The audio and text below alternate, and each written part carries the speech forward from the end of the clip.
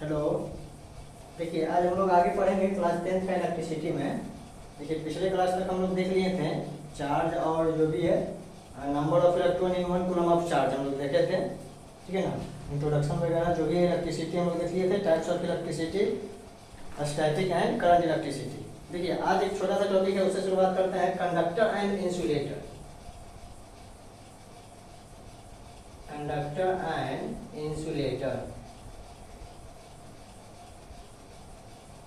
Conductor and insulator. देखिए अभी तक हम लोग कंडक्टर का डिफिनेशन क्या पढ़ते थे छोटे क्लास में, यानी 9th में, 8th में, 7th में, कि वो सारे सब्सटेंस जिससे इलेक्ट्रिसिटी पास करता है उसको कंडक्टर कहते हैं। यानी कि दो सब्सटेंस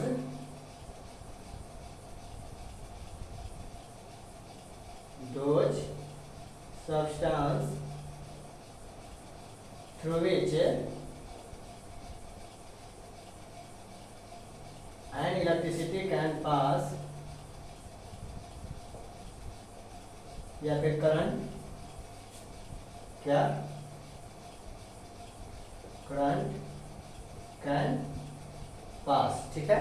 लेकिन अब हम लोग कंडक्टर का क्या डिफिनेशन पढ़ेंगे कि वो ऐसे सब्सटेंस जिसके पास फ्री इलेक्ट्रॉन हो या फिर फ्री चार्ज हो, चार्ज क्यों हो, उसको हम लोग कहते हैं मोबाइल चार्ज, ठीक है। मोबाइल जो हम लोग चार्ज करते हैं वो मोबाइल नहीं है।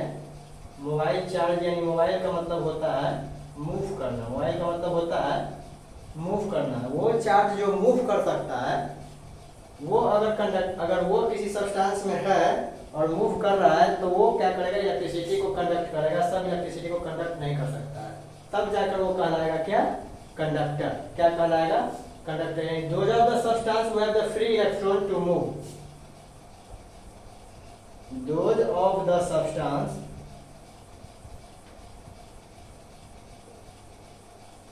which have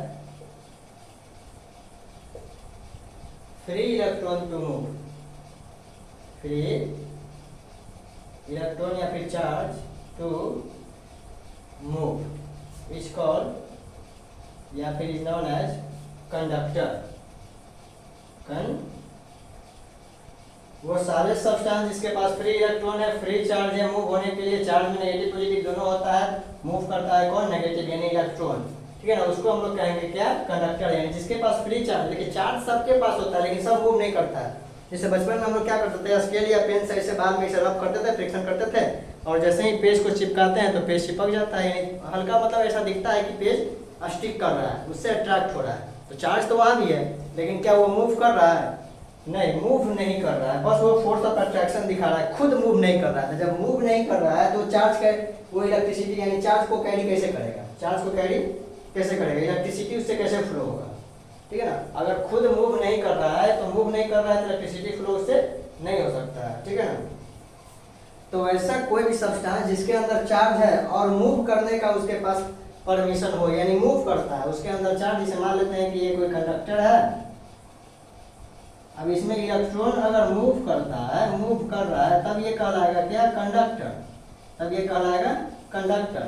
लेकिन मान लेते हैं कि ये पेन है, चार्ज तो इसमें भी है, चार्ज इसमें है, लेकिन जैसे इसको हम लोग पोटेंशियल डिफरेंस देंगे, आगे पढ़ते हैं हम लोग पोटेंशियल डिफरेंस, तो इसके अंदर चार्ज जो है, इलेक्ट्रॉन जो है आगे मूव करने के लिए तैयार नहीं हो रहा है, तो इलेक्ट्रिसिटी आगे कहाँ से जाएगा, मतलब करंट फ्लो नहीं हो सकता है, चार्ज ही नहीं फ्लो हो रहा है, यानी flow of charge is not electricity, तो चार्ज ही नहीं आगे बढ़ रहा है।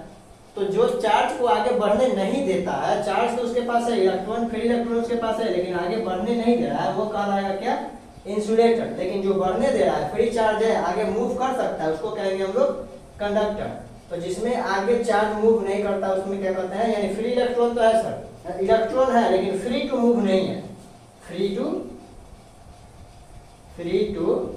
मूव नहीं है। यानी कि फ्री टू मूव करने का मतलब क्या हो गया कि मूव करने का उसके पास परमिशन नहीं है, वो मूव ही नहीं करता है। परमिशन क्या है, मूव नहीं करता है। वो तो समझाने के लिए हम बोल दे रहे हैं कि मूव करने के लिए परमिशन नहीं है, वो खुद ही नहीं मूव कर रहा है।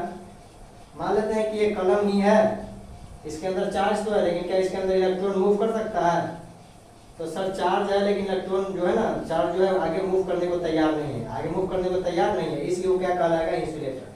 तो चार्ज सबके अंदर होता है लेकिन जिसमें मूव कर सकता है चार्ज, जिसमें मूव कर सकता है इलेक्ट्रॉन, वो कहलाएगा आपका कंडक्टर, जिसमें मूव नहीं करता वो कहलाएगा क्या, इंसुलेटर। इंसुलेटर का दूसरा भी डिफिनेशन है कि जिसके पास इनफिनाइट नंबर ऑफ रेजिस्टेंस हो, इनफिनाइट नंबर ऑफ क्या हो, रेजिस्टेंस, इनफिनाइट रेजिस्टेंस हो, वो क्या कहलाएगा, इंसुलेटर। ये स्टैंडर्ड हो गया आपका डिफिनेशन। इनफिनाइट रेजिस्टेंस हो यानी ऐसा रेजिस्टेंस है कि वो आगे बढ़ ही नहीं दे रहा है चार्ज को आगे बढ़ने ही नहीं दे रहा है, इसलिए वो क्या कहलाएगा, इंसुलेटर। जिसमें फ्री चार्ज है और मूव भी कर सकता है। कंडक्टर वो सब्सटेंस जिसमें फ्री चार्ज है और मूव भी कर सकता है। कंडक्टर जिसमें फ्री चार्ज तो है लेकिन फ्री टू मूव नहीं है। फ्री टू मूव यानी मूव नहीं कर सकता, मूव करने को तैयार नहीं है, उसको वैसे सब्सटेंस में जो चार्ज है उसको हम लोग कहेंगे क्या, इंसुलेटर। ये सब्सटेंस को कहेंगे इंसुलेटर। वैसा सब्सटेंस जिसमें चार्ज है लेकिन मूव करने के लिए तैयार नहीं है, तो जिस सब्सटेंस में वो है उसको हम लोग कहेंगे इंसुलेटर। जैसे इसमें चार्ज है, ठीक है ना, इसमें इलेक्ट्रॉन है लेकिन फ्री नहीं है मूव करने के लिए। यहाँ से जैसे मान लेते हैं यहाँ है तो आगे मूव करने के लिए तैयार नहीं है, मूव ही नहीं कर रहा है, पोटेंशियल डिफरेंस दे रहे हैं लेकिन मूव नहीं कर पा रहा है, जिसके कारण ये क्या कहलाएगा, इसके अंदर चार्ज है, मूव नहीं कर रहा है, तो ये अपने आप में क्या कहलाएगा, इंसुलेटर कहलाएगा। या फिर इसका एक स्टैंडर्ड डिफिनेशन क्या हो गया कि ऐसे सब्सटेंस जिसके पास इनफिनाइट नंबर ऑफ रेजिस्टेंस हो, इनफिनाइट इतना ज्यादा रेजिस्टेंस है कि इलेक्ट्रॉन को आगे बढ़ने ही नहीं दे रहा है, इसलिए वो क्या कहलाएगा, इंसुलेटर। तो जिससे इलेक्ट्रिक करंट मूव करता है वो कंडक्टर कहलाएगा। लेकिन इलेक्ट्रिक करंट कब मूव करेगा, जब फ्री टू चार्ज रहेगा। चार्ज जो है वो फ्री टू मूव रहेगा, यानी चार्ज आसानी से मूव कर सकता है। जिसमें चार्ज आसानी से मूव नहीं करेगा वो कहलाएगा इंसुलेटर। जिसमें चार्ज आसानी से मूव करेगा वो कहलाएगा कंडक्टर। जिसमें बहुत ज्यादा रेजिस्टेंस है उसको भी हम लोग बोल सकते हैं क्या, इंसुलेटर। ठीक है, इसके बाद हम लोग देखेंगे potential difference and electric potential. Potential difference and electric potential. देखिए इलेक्ट्रिक पोटेंशियल इसके बाद हम लोग देखेंगे पोटेंशियल डिफरेंस। इलेक्ट्रिक पोटेंशियल में क्या डिफाइन करता है, the electric potential is defined as in an electric field, जैसे दो बार लिखा गया, the electric field is defined as the amount of work done in moving, दो बार लिखा गया है।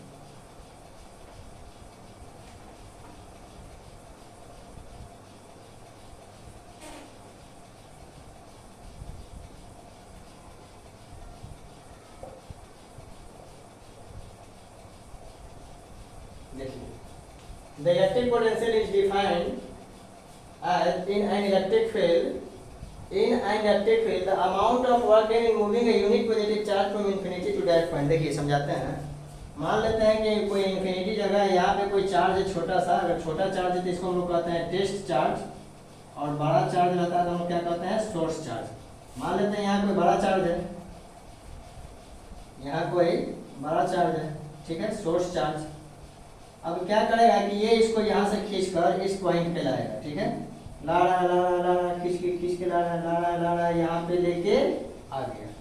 तो कहता है कि डिफाइन इलेक्ट्रिक फील्ड, ये इसका इलेक्ट्रिक फील्ड इन्फिनिटी से लेकर आया यहाँ पे क्या, इलेक्ट्रिक का फील्ड, यानी जहाँ तक ये अपना फोर्स ऑफ एक्सपीरियंस दिखाता है, यानी एक्सपीरियंस करता है फोर्स अट्रैक्शन का, रिपल्शन का, उसको कहते हैं इलेक्ट्रिक फील्ड। कोई इलेक्ट्रिसिटी का उसके चारों तरफ का क्षेत्र जहाँ तक वो फोर्स ऑफ अट्रैक्शन या रिपल्शन दिखाता है उसको कहते हैं इलेक्ट्रिक फील्ड। अब उसको इन्फिनिटी पे कोई चार्ज दिखा, उस चार्ज को पकड़ कर ला रहा है अपने फील्ड में, अपने पॉइंट पे। तो जो भी अमाउंट ऑफ वर्क डन हुआ है, amount of work done in moving a unit positive charge, कोई positive charge unit positive charge को खींच कर यहाँ तक लाया है, तो जो काम हुआ है उसको हम लोग क्या कहेंगे, इलेक्ट्रिक पोटेंशियल। किसके द्वारा हुआ है, इलेक्ट्रिक के द्वारा हुआ है, पोटेंशियल के द्वारा हुआ है, इलेक्ट्रिक पोटेंशियल के द्वारा हुआ है, ठीक है ना। तो कैसे करते हैं हम, कैसे डिफाइन करेंगे, electric potential is defined as in an electric field the amount of work done, the amount of work done in moving a, या फिर कहते हैं in bringing a unit positive charge from infinity to that point। तो infinity से किसी charge को अपने point पे लाने के लिए जो भी काम हुआ है वो किससे हुआ है, तो सर पोटेंशियल से हुआ है। कौन सा पोटेंशियल, इलेक्ट्रिक पोटेंशियल। तो इसको हम लोग बोल देते हैं क्या, इसको हम लोग डिफाइन कैसे कर देते हैं, तो वैसे ही इलेक्ट्रिक पोटेंशियल बोलते हैं। जैसे कि electric potential is defined as electric field the amount of work done in moving a unit positive charge from infinity to that point. ये इन्फिनिटी से किसी चार्ज को पकड़ कर लाया अपने पॉइंट तक, जो भी काम हुआ उसको हम लोग कहेंगे इलेक्ट्रिक पोटेंशियल। जो भी वर्क डन हुआ उसको हम लोग क्या बोलेंगे, इलेक्ट्रिक पोटेंशियल, ठीक है। इसी को हम लोग पोटेंशियल डिफरेंस में डिफाइन करेंगे। पोटेंशियल डिफरेंस कैसे डिफाइन करेंगे, W/Q करके देखते हैं हम लोग, ठीक है। देखिए पोटेंशियल डिफरेंस, पोटेंशियल डिफरेंस को कैसे डिफाइन किया गया है, आप सिंपल बोल सकते हैं difference in the potential at two different point, difference in the potential at two different point, या फिर एक्सप्लेन करके आप लिख सकते हैं क्या, the potential difference between two point in an electric circuit is defined as the amount of work done in moving a unit positive charge from one point to other point. इसे मान लेते हैं कि कोई पॉइंट ए है और कोई point क्या है, बी है। अब जो यहाँ से ये चार्ज है, अब ये चार्ज यहाँ से मान लेते हैं यहाँ मूव कर रहा है, ठीक है, या फिर कोई चार्ज यहाँ था, यहाँ से यहाँ मूव किया, ए से बी मूव किया, तो ए से बी मूव किया या बी से ए मूव किया। इसको हम लोग कंडक्टर में देखेंगे तो ज़्यादा आसानी से समझ में आएगा, ठीक है। जैसे मान लेते हैं कि कोई कंडक्टर है,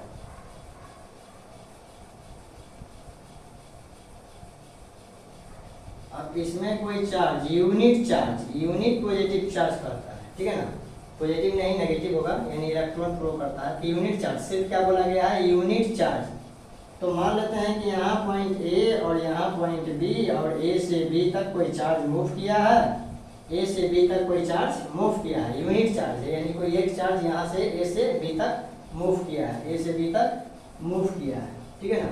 तो जो काम हुआ होगा वो कहलाएगा क्या, पोटेंशियल डिफरेंस। जो काम हुआ होगा, जैसे मान लेते हैं कि यहाँ से क्यू चार्ज मूव होके यहाँ तक पहुँचा, तो यहाँ से सर क्यू चार्ज मूव होके यहाँ तक पहुँचा, तो कोई ना कोई काम हुआ, ठीक है ना, कोई ना कोई वर्क डन हुआ। तो ये वर्क डन मान लेते हैं कि W हुआ है, कितना काम हुआ है, W हुआ है। किस काम, ये जो W वर्क डन हुआ है क्या करने में आया है, कौन सा काम किया, तो सर चार्ज को मूव किया है, चार्ज को मूव किया है, यानी कि amount of work done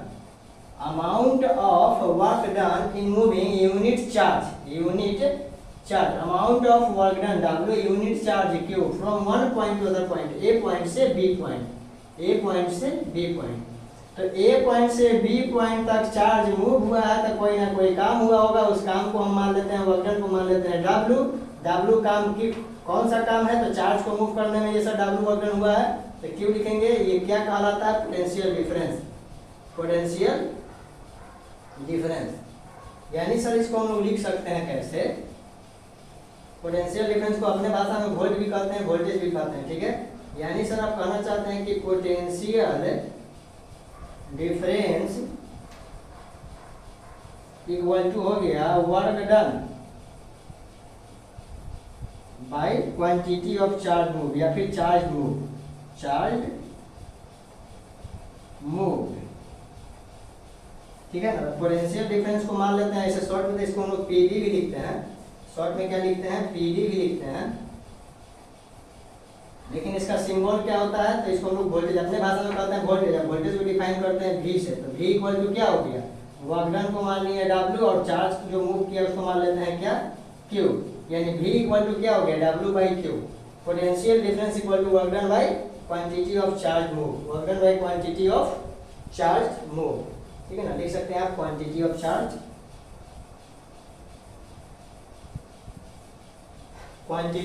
charge move, ठीक है। यानी sir amount of work done in moving a unit charge from one point to other point, that is known as potential difference. तो मान लेते हैं कि पॉइंट ए से बी तक कोई चार्ज मूव हुआ है, वो चार्ज कौन है, Q है। तो Q चार्ज मूव हुआ है, तो कुछ काम हुआ होगा, काम को मान लेते हैं W, कुछ वर्क हुआ होगा, यानी वर्क को मान लेते हैं क्या, W। तो पोटेंशियल डिफरेंस क्या होगा, वर्क डन पर यूनिट या फिर क्वांटिटी ऑफ चार्ज मूव, यानी V इक्वल टू क्या हो गया, W बाई Q। अब हमको निकालना है क्या, वर्क डन निकालना है ना, तो V equal to sir W by अब Q लिखिए। अगर वर्क डन निकालना है तो W इक्वल टू क्या हो जाएगा, क्रॉस मल्टीप्लाई करेंगे तो VQ हो जाएगा, क्या हो जाएगा, VQ। तो W इक्वल टू क्या हो गया, product of volt and quantity of charge move, product of volt and charge, product of volt and voltage and charge, यानी product of potential difference and charge भी बोल सकते हैं, product of potential difference and charge work done को बोल सकते हैं। ऐसा यूनिट हम लोग जानते हैं, इसका क्या होता है, वर्क डन का ऐसा यूनिट होता है जूल, ऐसा यूनिट होता है जूल, वर्क डन का ऐसा यूनिट क्या होता है, जूल।